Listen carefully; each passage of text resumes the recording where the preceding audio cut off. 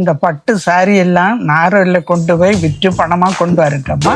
ஹரி, அம்மா இந்த பட்டு சாரி எல்லாம் தந்து நாகர்கோயில கொண்டு போய் வித்துட்டு வர சொன்னாங்க. நல்லா துட்டு கிடைக்கிற மாதிரி ஏதாவது பட்டு சென்டர் இருக்கா? சரி வா தேடி போவோம். எங்கடே கடையை காணோம்.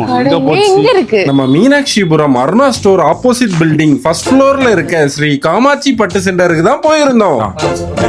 எங்க மாமியோட பழைய பட்டு சாரி எல்லாம் விக்கிறதுக்காக எடுத்துட்டு வந்திருக்கோம்.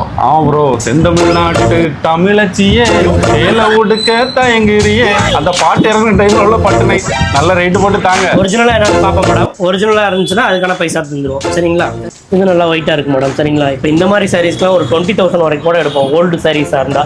கொஞ்சம் நியூ சாரீஸா இருந்தா கொஞ்சம் கம்மியா போகும். மொத்தம் ஒரு 5 சாரி கொண்டு வந்திருக்கீங்க மேடம். 4 சாரி போகும், ஒரு சாரி மட்டும் போகாது மேடம். செம்பு ஜெரி உள்ளது. இந்த சாரீஸ் ஒரு 10,000 போகும் மேடம்.